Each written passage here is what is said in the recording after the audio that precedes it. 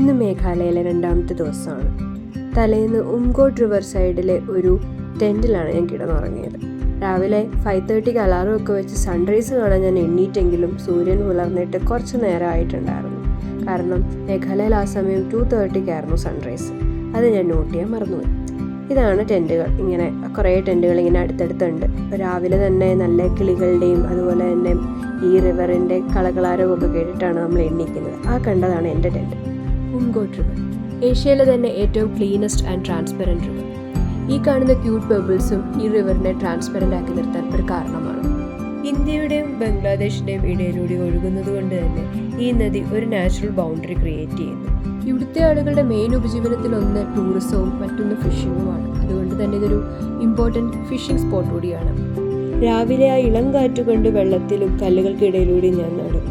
തലേന്ന് pure oxygen കിട്ടിയിട്ട് കുറേ നാളാണെന്ന് കരുതി ഞാൻ കുറേ വലിച്ചതുകൊണ്ടാണോ എന്തോ അറിഞ്ഞുകൂടാ, ചെറിയ ജലദോഷം വന്നിട്ടുണ്ട്. യൂഷ്വലി ഞാൻ കുറേ മെഡിസിൻസ് ഒക്കെ എടുക്കുന്നതാണല്ലോ. ഈ പ്രാവശ്യം ഒന്നും കരുതിയിട്ടുമില്ല. ഇത് ഡേ 1 ആയിട്ടേ ഉള്ളൂ. അതുകൊണ്ട് പ്രിക്കോഷൻ്റെ ഭാഗമായി ഞാൻ മങ്കി ക്യാപ്പും മാസ്കും ഒക്കെ ധരിച്ച് അതുവഴി നടന്നത്. രാവിലെ കുറച്ച് വാട്ടർ സ്പോർട്സാണ് പ്ലാൻ ചെയ്തിട്ടുള്ളത്. അതിനുശേഷം ബ്രേക്ക്ഫാസ്റ്റ് വന്നു, റെഡിയായി മെയിൻ റിവർ സൈഡിലേക്ക് പോയി. പിന്നെ ഇങ്ങനെയാണ് ശരിക്കും ആ ഒരു റിവർ. പക്ഷേ തലേന്നത്തെയോ കഴിഞ്ഞ ദിവസങ്ങളിലൊക്കെ ഈ മഴ അതിവിടെയും എന്നെ ചതിച്ചു.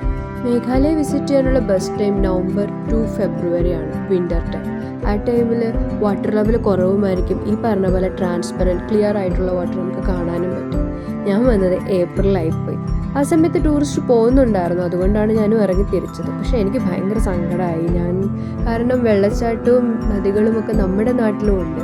പക്ഷെ ഇവിടെ വന്നത് നമ്മൾ ഇവിടുത്തെ ആ ഒരു ട്രാൻസ്പെറൻറ്റ്, ഈ പറഞ്ഞ പോലെ ബ്ലൂ ആൻഡ് ഗ്രീൻ കളർ ആ ഒരു വാട്ടർ കാണാനായിട്ടൊക്കെയാണ്. പക്ഷേ അത് മിസ്സായതിൽ എനിക്ക് ഭയങ്കര വിഷമം.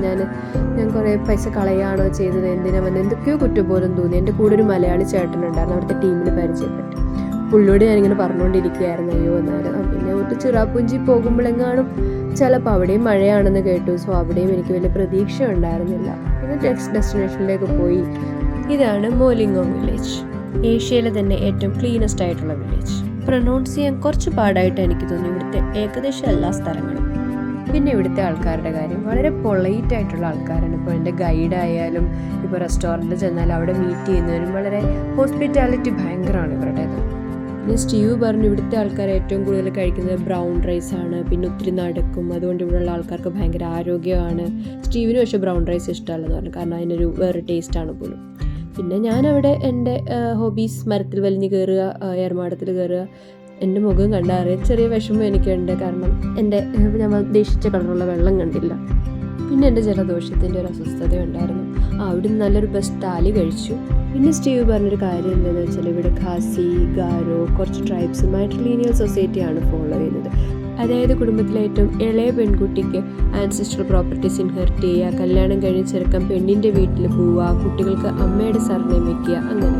സ്റ്റീവ് അങ്ങനെ കുറേ കഥകൾ പറഞ്ഞു, കൂടെ സ്റ്റീവിൻ്റെ ലൈഫ് സ്റ്റോറിയും. അത് ഞാൻ നെക്സ്റ്റ് വീഡിയോയിൽ പറയാം. 4:30 ആയപ്പോഴത്തേക്ക് നേരം നന്നായി ഇരുട്ടി. ഷില്ലോങ്ങിനോടൊക്കെ ബൈ ബൈ പറഞ്ഞ് ചിറാപ്പുഞ്ചിലേക്കുള്ള യാത്രയാണ് ഈ കാണുന്നത്.